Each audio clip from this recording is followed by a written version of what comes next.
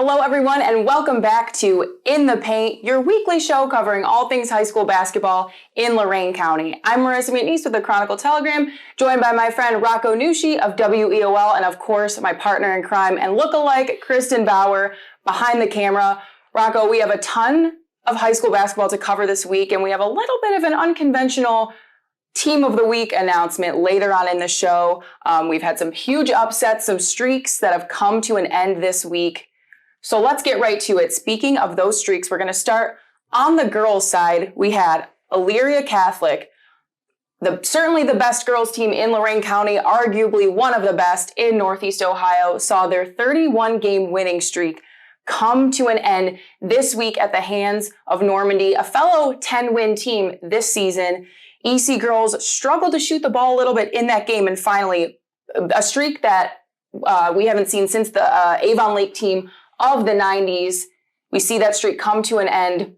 Pretty big loss for the girls this week. Yeah, and something we had talked about before the show today, looking at that Normandy team, they're pretty good, right? So that's not necessarily a loss that Coach Rothgary's group needs to hang their head down from or anything like that. I think they'll be just fine. It's, they're a team at the start of the season. We kind of talked about, maybe that loss will be coming, maybe not as sharp an EC girls team as we've seen maybe in years past, but a very good Normandy team that they fell to. I know Coach Rothgary's group will bounce right back. Unfortunate to see that win streak come to a close. That kind of stuff's always fun to just follow and be a part of. But unfortunately, it comes to an end. But they'll be looking to start a new one as soon as they can. Yeah, and I should clarify, a big loss in terms of when you're a team like Elyria Catholic, I think any loss feels like a big loss. Yeah. It's not really a stain on the success of the team and what they can do in the future. But anytime a team of that caliber loses, I think it hits them a little bit harder maybe than any other team. Well, and you have to imagine those girls were starting to feel quite a bit of pressure, right? You get over that 20 game, now we're over 30 games. That's, again, a lot of pressure that quickly starts to build on teenagers. We remind you that these kids aren't just teenagers playing this game. So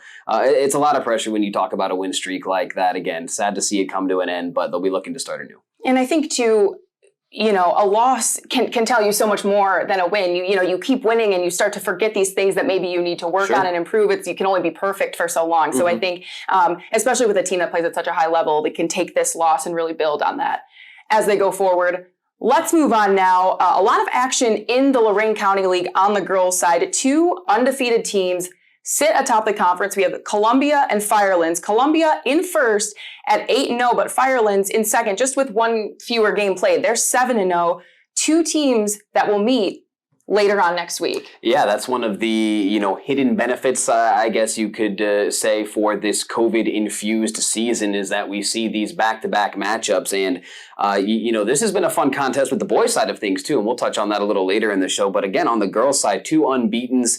They will meet back-to-back games, not back-to-back nights, of course, but next Monday and Thursday, the 1st and the 4th of February, these two teams will meet again twice in the same week. That should be a lot of fun, a true test as they kind of control their own destiny moving forward in the Lorain County League. Yeah, absolutely. And again, a league, too, that we've seen, you've got Clearview right there at 6-2, Black River and Keystone, both at 5-5, maybe not necessarily in the conversation for a conference championship, but teams that certainly can spoil seasons for anybody else. It's a really talented league. We've seen it, across both sides. It's a league, we've seen this in the SWC all the time. We've said it for years. It's a team where anybody can beat anybody on any night. And we're starting to see that now with the Lorain County League as these teams become more familiar with each other. And in a season where they're each other's only opponents, they're not really playing any non-conference games. You're just getting these home and homes until we get to the postseason. So we're seeing a lot of balance play out in this conference. Yeah, it's just kind of a case of beating each other up a bit, if you will.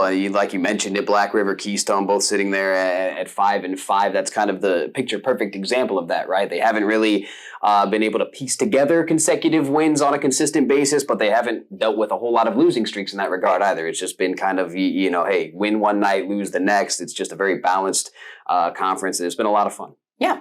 Speaking of a conference that is a lot of fun, the SWC, in any sport really, we love to cover the SWC, talk about a grind. And right now we have Olmsted Falls, of course, right now in first place, Avon right there in second place. It's a conference, we'll see how things shake out, especially in the postseason.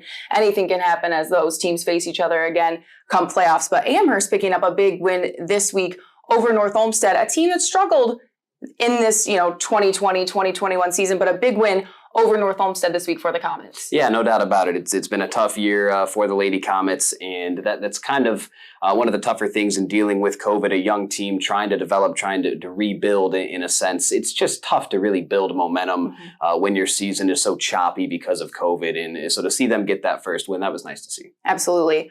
All right, we've got to talk now about the Vermilion Sailors on the girls' side, sitting at 8-6, really putting together a nice season. And Rocco, they just had a big college commitment as well. They did. Cam Colohan, daughter of Coach Brett Colohan there for the football team.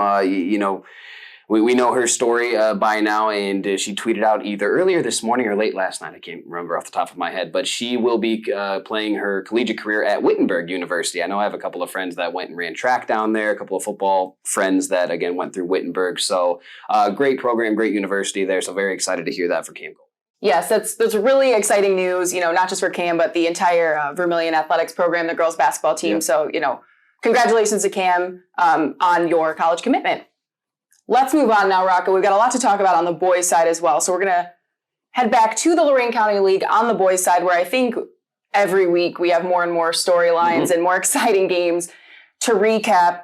We got to talk about probably, the biggest upset in this conference of the season so far. Firelands knocking off Columbia 92-65. Columbia previously, in second place in the conference behind Keystone. Firelands right there in third, but this is important because heading into this game, everybody knows it was hard to ignore the offense Columbia was putting up. They're averaging just over 98 points per game. They had scored over 100 4 different times. I mean, just the offensive output from this team was really incredible. So to be held by far to their lowest of the season at 65 points, their previous lowest was 80. So, I mean, to put that in perspective, it's a really, really stark difference here. So how does Columbia now move forward from this loss?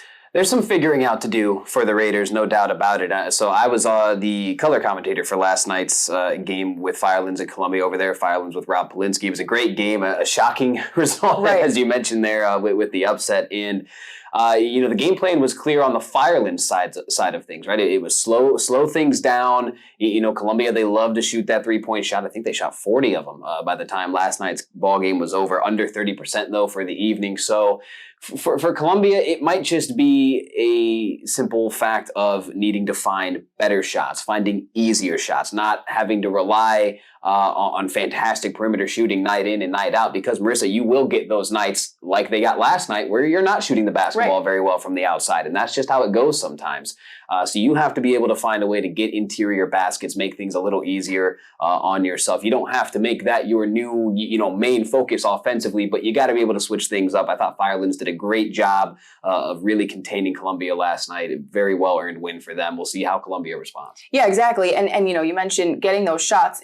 We talked to Columbia coach Larry Babbix this past Saturday on our Saturday morning sports wrap-up show on WEOL, and he mentioned, you're seeing a team like Columbia, they're scoring, they had scored 125 points the night before, but he was unhappy with the way they were, those easy buckets weren't coming. They can make the three, but the layups, for whatever reason, just weren't falling. And I think, whereas you saw that happen last night, Firelands, to the other point, shot 64%. So it's just everything went right for one team and wrong for the other. And of course, now with these home and homes, they're going to meet again very soon. And so we'll see what each of these teams learned from those games, as they move forward. I will say one man in particular that stuck out to me in that matchup was Mitchell Hodges, right? The flow, the hair is great. The skill on the court is even better. I mean, he was a lot of fun to watch. 25 points, I think he finished with what was a menace on the inside. He was a lot of fun to watch. Absolutely. And now, Keystone still all alone in first place at 10-1. They pick up a big win over Clearview, 74-39.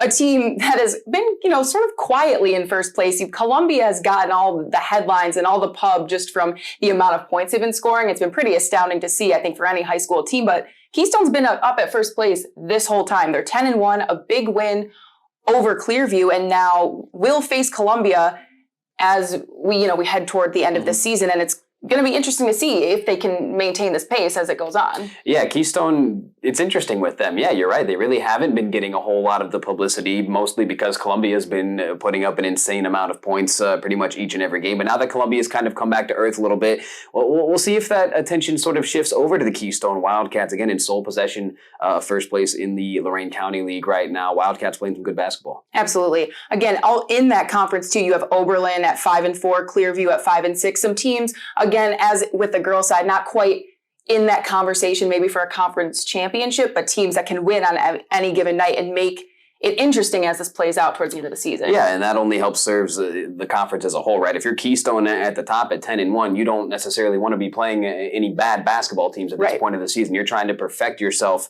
or at least get that much better moving forward into state tournament time. So absolutely. Now, looking over at the SWC, as in the girls' side, we have Olmsted Falls sitting in first place, but not quite as firm of a grasp maybe as the girls' side. Amherst right there behind the Bulldogs. And then look at North Ridgeville, 2-0 this week, picking up a big win over that first place Olmsted Falls team. Yeah, Coach Brian Morgan, as we know, he will be the football coach over there at North Ridgeville next season, but doing a heck of a job this year with the basketball team. And a big win for Coach Morgan and his Rangers. Getting to knock off the first place Olmsted Falls, picking up that second win. They're on a roll right now, playing some very good basketball in that SWC. Absolutely. Let's look over at a couple other teams here. Now we have Elyria, who started off kind of strong this season. They had to piece together a few wins in a row, fell off a little bit, but now at 4-7, they break that 7-game losing streak with a win over Strongsville. I don't know if maybe they're, finding their stride just yet, but it's to break that losing streak is huge after starting really strong. And that's a team that has a lot of seniors, a lot of experience on that team. So it's important for them to find ways to win these games this late in the season. Yeah, no doubt about it. I mean, they just need more contributions out of guys like Marsan Robinson, Omar Palos. They played well in the win over Strongsville, but just need more consistency moving forward the rest of the way. Des Shell, we know him from the football team as well. So things looking up as the Pioneers kind of head down this home stretch here. Another team breaking smaller of a losing streak, but Vermilion had previously lost their last 3 games, gets a 40-point win over Edison, 66-26. A big win for the Sailors, who are now 6-8 on the season. On the other side, speaking of losing streaks, we have a team like Lorain coming into this season was, highly talked about, looked at one of the best teams, not only in Lorain County, but certainly in the area. Now lost 3 in a row after starting the season 4-0 and picking up some big wins along the way, but they've lost to Bedford by 1 last night. It's a team, boy, I don't know what's going on in Lorain. They're still figuring some things out, but they've got a lot of talent. So these losses, I don't know, there's no excuses. There's some struggles happening there, and they really got to figure out, like you mentioned, consistency with Elyria, and I think that's going to be the key here for Lorain moving forward. And I think that loss to Bedford, that's one that the Titans will look at and say, oh, that's one that got away. And reading the post-game write-up, seeing some of the quotes from Coach Rossitano about that game, it was a game that they had control of. Granted, a back-and-forth battle, but one that they led most of the way up until that last 40, 50 seconds or so. Bedford tying it up and eventually taking the lead for good. Seth Wilson unable to give the Titans the lead back again. So that was a fun game. Unfortunately, for Lorain, it's just another loss for them. I'm confident, though, that Coach Rossitano will have them playing some better basketball here in the coming days. I think so, too. And, we mentioned this with the Elyria Catholic girls, but, I remember specifically with Lorain, this happened a few seasons ago. They went to the state tournament in a season where they really had no business to. They were overlooked a lot that season. They had lost a handful of games, didn't win the LEL that season. Those losses, though, help this team figure out what they need to do to get to the next level. Whereas then the next season, everybody thinks this is a team that's going to go right back to the state tournament. They don't really lose any. I think they lost 1 game that regular season before being upset in the district final. So it's one of those situations where I think these losses, you hope then help the team figure out what they need to do to take it to the next level moving forward. Yeah, it's all about how you respond to adversity, right? You can go one of 2 ways after a loss. You pout, you hang your head, and you let that kind of snowball into more losses, or you identify what went wrong, what needs to be corrected, and you fix those issues moving forward. Absolutely, and I think, as with a team with a winning culture like that's, surrounds the Lorain Titans, they can figure out ways to not let those mistakes snowball, into even more losses. Absolutely. And now we have to talk about our first federal savings of Lorain, teams of the week. We mentioned Rocco at the top of the show, a little bit unconventional for teams of the week this week on In the Paint. I'm going to start first with our first boys team. We mentioned them in depth, but we have to give it to the Firelands boys who beat Columbia, like we said, a team scoring hundreds and hundreds of points this season, but Firelands holding them to 65 points in a big win that keeps the Falcons in the conversation, for a conference championship in Lorain County League. So for that, we got to give it up to Firelands for our first federal savings of Lorain team of the week. No doubt. Props to Coach Januzzi's squad. Rematch on Friday on WEOL, so make sure you tune in to that one at 7 o'clock. My honorable mention for the boys team of the week, it's got to go to the North Ridgeville Rangers and Coach Brian Morgan. Picking up a big-time win over Olmsted Falls to kind of keep themselves in that SWC conversation. It was just a big week for them, and so for that, I think they deserve the honorable mention.